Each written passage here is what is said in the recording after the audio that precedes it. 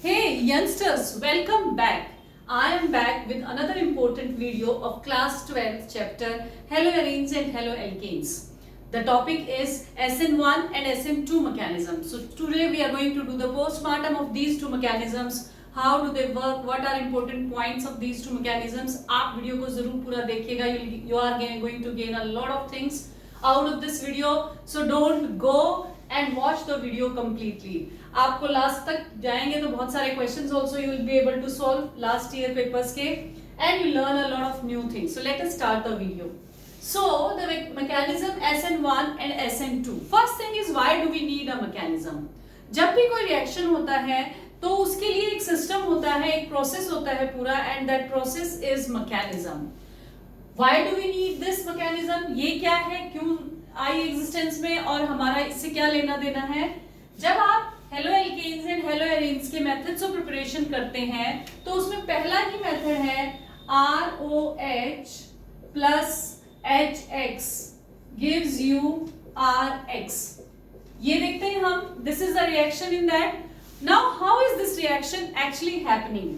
ये रिएक्शन हो कैसे रहा है? देखो बेटा, सिंपल सी बात है, ऐसे हुआ होगा, ये बॉन्ड यहां से टूटा होगा, ये बॉन्ड यहां से टूटा होगा. जब ये बॉन्ड यहां से टूटता है तो बनता है H plus and then X minus. इधर इसके पास लोन पेयर ऑफ इलेक्ट्रॉन्स है. Now what happens is how the mechanism proceeds. हम पहले SN1 पढ़ेंगे, फिर हम SN2 पढ़ेंगे and then will compare both the mechanisms. Okay, so now what happens in SN1 mechanism is, ये जो रिएक्शन है ये कैसे हुआ? ये रिएक्शन दो तरीके से हो सकता है. उसमें कौन कौन से स्टेप्स हैं दोनों तरीकों में, कैसे वो अलग अलग होते हैं, देखते हैं उसके बारे में. तो पहला तरीका जो हम सीखने जा रहे हैं वो है SN1 mechanism, nucleophilic substitution unimolecular. मतलब क्या है? Why it is the name is so, nucleophilic substitution. अब आप जब इस रिएक्शन को ध्यान से देखेंगे तो आप देखेंगे यहां पर ये बना होगा R plus and OH minus. फिर हुआ क्या, जो OH और H इसके साथ बॉन्डिंग हो गई और जो आपका R था वो X के साथ जुड़ गया और प्रोडक्ट बना लिया RX. लेकिन ये सब क्या हुआ, इसके पीछे क्या क्या कहानी इन्वॉल्व है, वो हमें समझ आएगा जब हम पूरी कहानी सुनेंगे. तो दो तरीके से हम इस रिएक्शन को करवा सकते हैं बेटा. पहला जो है दैट इज SN1 मैकेनिज्म. तो अब ध्यान से सुनिए आप, क्या होता है इसके अंदर. देखो, ये ROH है, इसके पास लॉन पेयर ऑफ इलेक्ट्रॉन्स है और यहाँ पर ये जो HX है ये टूटता है H plus and X minus में. हम सबको पता है इस बात का. जैसे ही ये OH इस H प्लस को देखता है तो ये इसको जो है भूखा है, ये H प्लस तो भूखा है ही क्योंकि उसके पास तो इलेक्ट्रॉन है नहीं, और ये बड़ा दानी अमीर है OH, और ये सोचता है क्यों ना मैं इसकी हेल्प कर दूं. तो जैसे ही ये OH जो है ये इस H के पास जुड़ता है, यहाँ पर इन दोनों के बीच एक बॉन्ड, एक साझेदारी होनी शुरू हो जाती है और क्या बनता है. देखो, ये रिएक्शन है. स्टेप क्या हुआ, ROH HX, इसका जो OH है वो H के साथ बॉन्ड बनाने की कोशिश करता है और इस सारी प्रोसेस में व्हाट इज हैपनिंग, जो आपका OH एंड H, एक H तो पहले से ही है आपके O के पास, एक और H आया प्लस. अब O ने अपना लोन पेयर ऑफ इलेक्ट्रॉन इसको देकर के बॉन्ड बनाया, प्लस O के ऊपर प्लस चार्ज आ गया. इसका प्लस चार्ज भी तो ले लिया ना इसने, सब कुछ करेगा वो उसके लिए, उसका प्लस चार्ज भी ले लेगा, उसके सारे दुख ले लेगा, H प्लस के सारे दुख ले लेगा ये OH यहाँ पर जो है. ठीक है, अब क्या हुआ बच्चों, जब ये स्टेज बन गई है, अब यहाँ पर एक बात और है खास, जो R है ना, R वो कौन सा होगा, जो R है बच्चों वो होगा टर्चरी R. टर्चरी R का मतलब आप समझते हैं, एक ऐसा कार्बन जिसके साथ फर्दर 3 मिथाइल ग्रुप्स जुड़े हुए हो, मतलब वो बाद में 3 और कार्बन से जुड़ा हुआ हो. तो SN1 मैकेनिज्म हम टर्चरी मिथाइल से समझते हैं, टर्चरी उससे अल्कोहल से समझते हैं. देखिए अब क्या होगा, देखो यहां पर आपका टर्चरी बना रही हूं मैं क्योंकि ये टर्चरी के लिए है मैकेनिज्म. सेकेंडरी या टर्चरी इसमें ज्यादा होते हैं एक्टिव, वो भी हम सीखेंगे कि ऐसा क्यों होता है. अब ये बन गया बेटा. अब नेक्स्ट स्टेप में क्या होगा, जैसे ही ये इसके ऊपर प्लस चार्ज डेवलप हुआ है और ये OH का इस तरह की सीक्वेंसिंग बनी है, ये इस कार्बन से ऑक्सीजन इलेक्ट्रॉन लेकर के अपने प्लस चार्ज को खत्म करने की कोशिश करेगा। और आपको पता है ऑक्सीजन इलेक्ट्रोनेगेटिव है तो कर भी लेता है ऐसा। लेकिन कार्बन भी कहता है ठीक है, मुझे कोई फर्क नहीं पड़ता, तुम करो, जो तुम्हें करना है वो करो। तो क्या होता है, ये यहां से बॉन्ड टूटेगा और ये ऑक्सीजन जो है दोनों हाइड्रोजन प्लस दोनों एक यहां से इलेक्ट्रॉन पेयर्स जो बॉन्ड के पेयर हैं उनको लेके निकल जाएगा। यहां पर पीछे क्या रह जाएगा, कार्बन रह जाएगा विद प्लस चार्ज, कार्बन रह जाएगा, टर्शरी कार्बोकेटायन बन जाएगा। अब एक बात सोचने की ये है बेटा कि इस कार्बन ने यहां पर क्यों कहा कि तुम जाओ, मुझे कोई फर्क नहीं पड़ता। जो वाटर बन के निकला, ऑक्सीजन गया, उसके इलेक्ट्रॉन भी ले गए, बॉन्ड भी तोड़ दिया। क्यों कार्बन ऐसा कह पाया, क्योंकि उसको पता है जैसे ही तेरे ऊपर प्लस चार्ज डेवलप होगा तुम टर्शरी हो। ये टर्शरी कार्बोकेटायन है बेटा, और टर्शरी कार्बोकेटायन जो है they are always more stable. Tertiary carbocations are always more stable. तो ये सबसे ज्यादा स्टेबल है, इसको पता है, मुझे कोई चिंता की जरूरत नहीं है, I am happy with my self. तो ये जो है अकेला रह जाता है और वाटर निकल जाता है ये लेकर के, H लेकर के। अब this is the generation of carbocation. Actually ये फर्स्ट स्टेप है, जो इस मैकेनिज्म का फर्स्ट स्टेप है ये। नाउ व्हाट विल हैपन, जैसे ही कार्बन को देखेगा, प्लस चार्ज वाले कार्बन को, ये X माइनस देखेगा तो ये क्या करेगा, इसके साथ जुड़ जाएगा। प्लस चार्ज वाले कार्बन को जब देखेगा तो ये इसके साथ जुड़ जाएगा और हमारा प्रोडक्ट बन जाएगा। प्रोडक्ट क्या है, प्रोडक्ट क्या है, ये देखिए tertiary alkyl halide, this is the product. तो इस तरह से ये मैकेनिज्म होती है बेटा।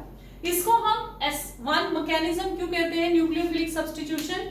क्यों, क्योंकि इसके अंदर देखिए एक न्यूक्लियोफाइल जा रहा है OH माइनस और दूसरा न्यूक्लियोफाइल आ रहा है X माइनस।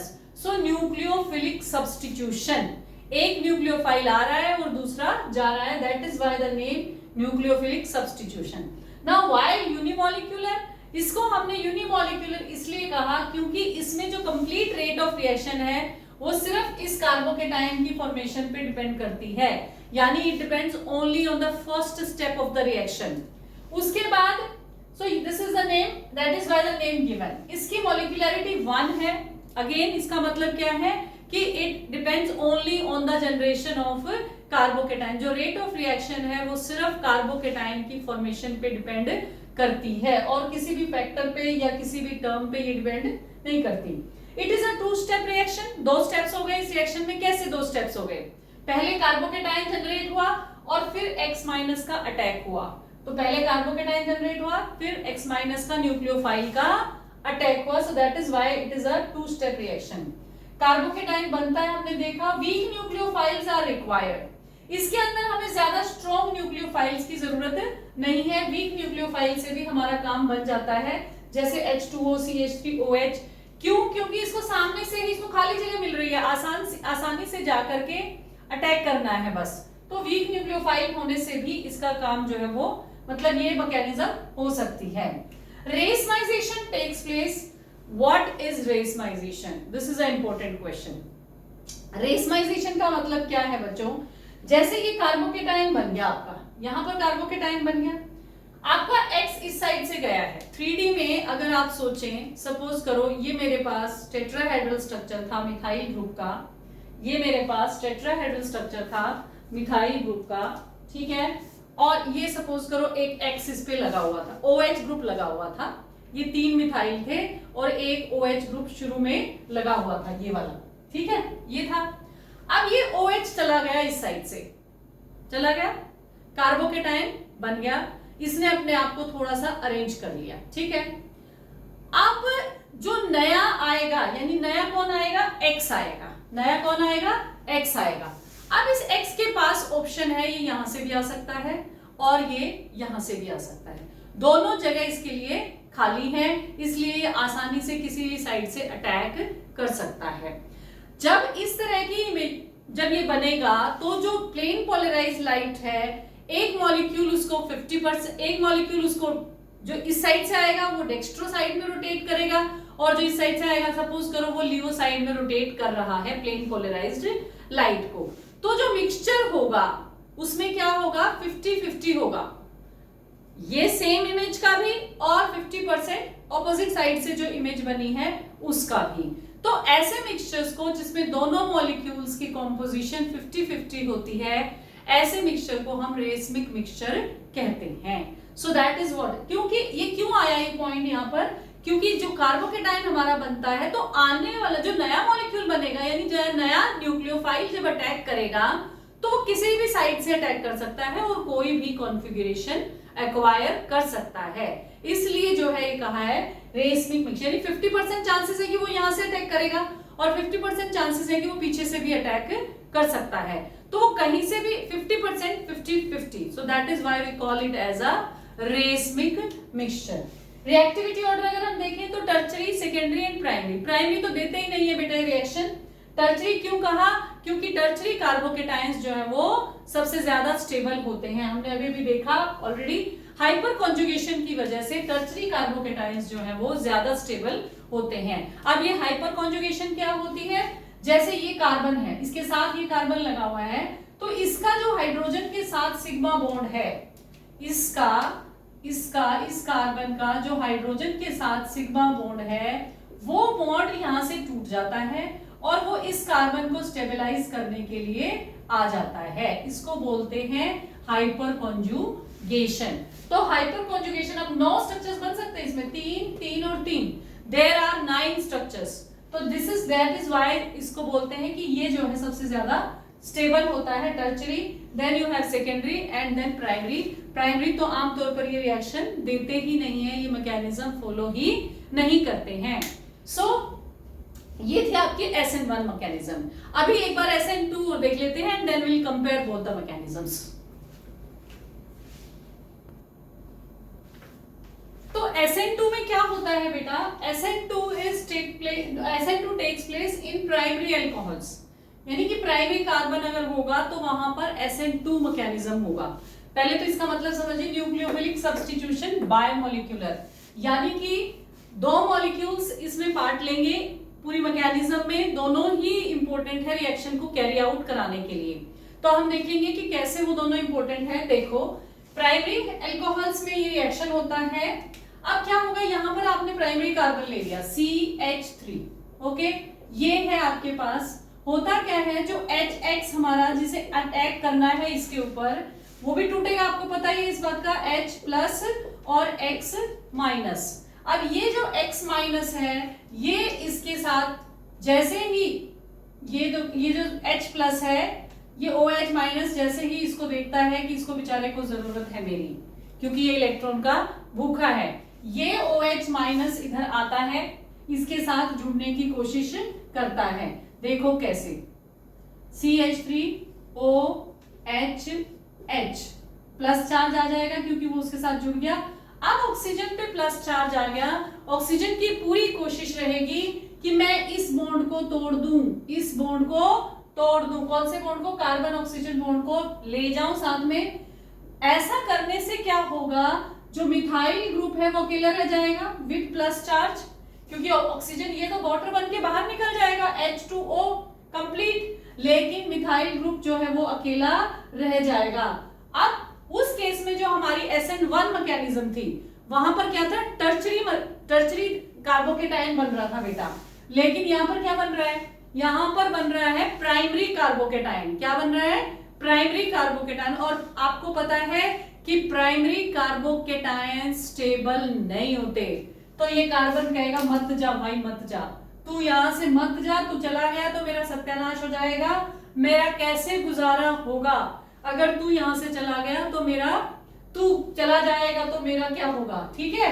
तो अब ये जो है यहां से चला जाता है, लेकिन अभी ये गया नहीं है, इट इज नॉट गॉन, इधर से X- इसकी हेल्प करने यानी पीछे से अटैक करता है कि चलो कोई नहीं वो जा रहा है, I will help you out.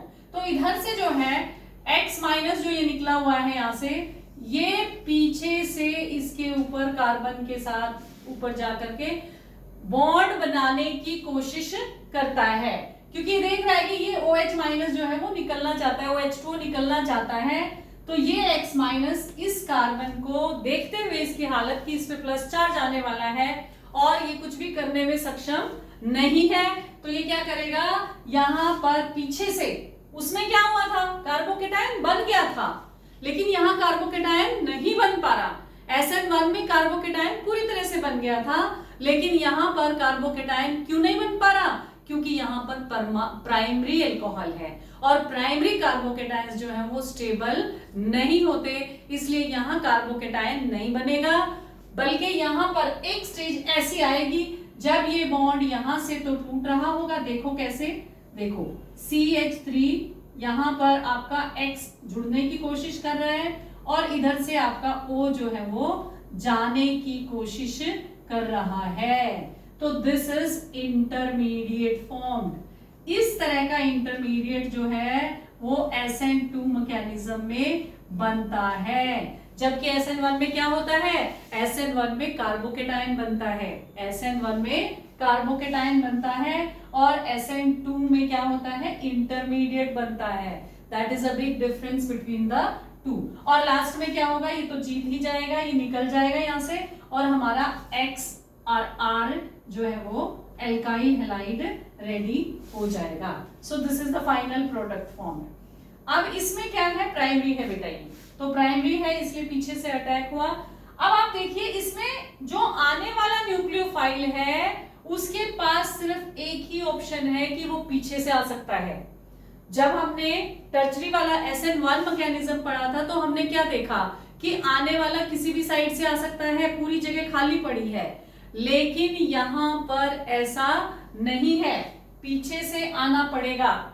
ठीक है, आने वाले को कहां से आना पड़ेगा, पीछे। एक ही ऑप्शन है, it has to come back from back side, तो ये पीछे से आएगा, इसलिए there is inversion of configuration. जो हमारा मॉलिक्यूल है OH इस साइड से जा रहा है लेकिन X पीछे से आ रहा है, OH जा रहा है और X पीछे से आ रहा है, तो ये यहाँ पर अटैचमेंट अगर हो तो OH जा रहा है, अटैचमेंट उल्टी डायरेक्शन, पहले OH की अटैचमेंट यहाँ थी लेकिन X की अटैचमेंट यहाँ हो जाएगी, इसलिए इन SN2 mechanism there is inversion of configuration. In SN2 mechanism there is inversion of configuration. ठीक है, आई होप कि ये बात आपको समझ आ गई होगी और पॉइंट्स तो अब आप आसानी से डिफरेंशिएट कर सकते हैं। इसकी मोलेकुलरिटी जो है वो है बेटा 2 क्यों कहा, क्योंकि देखो इसमें कोई अलग से कार्बोकेटायन नहीं बना, एक स्टेज जब इंटरमीडिएट बन रही है तो दोनों ही चीजों पे डिपेंड है, ये न्यूक्लियोफाइल पे भी और आपका जो है कटायन बन रहा है जो है उस पे भी, दोनों ही, जो अल्कोहल वाला पार्ट ये R ग्रुप है इस पे भी डिपेंडेंट है और X पे भी डिपेंडेंट है, इसलिए क्योंकि ये दोनों पे डिपेंड है इसलिए इसको हमने कहा bimolecular. It is a one step reaction, पूरा काम एक ही स्टेप में हो जाता है। क्या, पहले OH जुड़ता है, O वाटर बन के बाहर निकलने की कोशिश करता है और पीछे से X माइनस अटैक करता है, ये सारा एक ही स्टेप में कवर हो जाता है। So it is a one step reaction, intermediate इसमें बनता है, आपको अभी बताया। स्ट्रॉन्ग न्यूक्लियोफाइल्स आर रिक्वायर्ड, क्योंकि अटैक करना है ना पीछे से, पावर चाहिए, उसमें पीछे से अटैक नहीं करना था, इसलिए वीक न्यूक्लियोफाइल से भी काम चल गया था, लेकिन यहाँ पर हमें स्पेशली क्या चाहिए, स्ट्रॉन्ग न्यूक्लियोफाइल चाहिए, क्योंकि पीछे से जाकर के अटैक करना है और OX को धक्का देना है, इसको धक्का भी तो देना है तभी तो ये बाहर निकलेगा, तो इसलिए जो है स्ट्रॉन्ग न्यूक्लियोफाइल्स इसमें चाहिए। And retention of configuration, sorry यहाँ पर मुझे लिखना था इन्वर्शन ऑफ कॉन्फ़िगरेशन, क्योंकि कॉन्फ़िगरेशन तो इसमें चेंज हो जाती है, it is not retention. Retention का मतलब होता है जब सेम ही कॉन्फ़िगरेशन बन जाए, इसमें तो यहाँ से निकल रहा है पीछे से आ रहा है तो कॉन्फ़िगरेशन चेंज हो गई है, सो that is why inversion of configuration. और रिएक्टिविटी का ऑर्डर क्या हो जाएगा बेटा, प्राइमरी, सेकेंडरी एंड टर्चरी, क्योंकि प्राइमरी इसमें सबसे ज्यादा स्टेबल, क्योंकि भीड़ नहीं है ना उसके पास, यहाँ क्या होना है, पीछे से आना है, पीछे से आना है न्यूक्लियोफाइल ने, तो भीड़ नहीं है इसके पास, भीड़ नहीं है पीछे से, इसलिए ये जो है यहाँ पर सबसे ज्यादा रिएक्टिव है। Okay, so let us solve a few questions of this topic. So let us solve a few questions based on these two topics, SN1 and SN2 mechanism. See, first question is, ये 2025 में आया हुआ है, which one will undergo SN1 reaction faster? तो बेटा सारी चीजें याद करो जो SN1 रिएक्शन में हमने पढ़ा था। SN1 में क्या क्या होता है, कार्बोकेटाइन बनता है, टर्चरी जो है वो कार्बोकेटाइन क्योंकि सबसे ज्यादा स्टेबल होता है तो टर्चरी कार्बोकेटाइन जो है वो ज्यादा इफेक्टिवली रिजल्ट देगा। ओके, लेकिन यहाँ पर क्या सिचुएशन है, बहुत अच्छा क्वेश्चन है ये, इस सिचुएशन को समझने की कोशिश करिए। यहाँ पर जो है क्या सिचुएशन है बेटा, यहाँ पर बहुत ही बढ़िया क्वेश्चन है ये।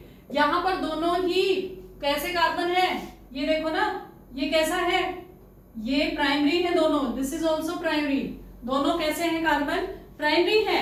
अब प्राइमरी में हमने कहा कि प्राइमरी तो देते ही नहीं इतने आसानी से रिएक्शन, लेकिन यहाँ पर देगा ये वाला, this one will undergo reaction SN1 reaction faster. Why?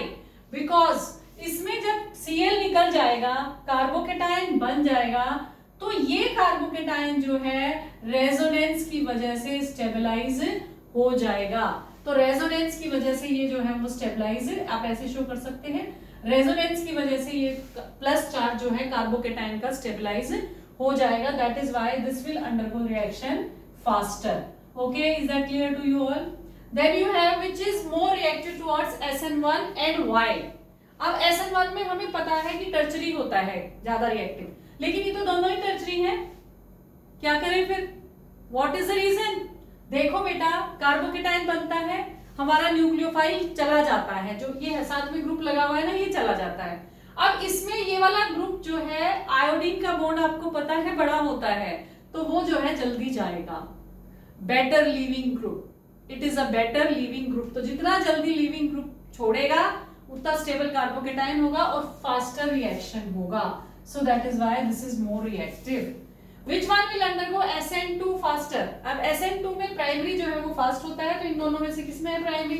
This is primary. So this will undergo SN2 faster. I hope you enjoyed the class. Thank you so much. Stay happy, stay healthy, keep learning. Thank you.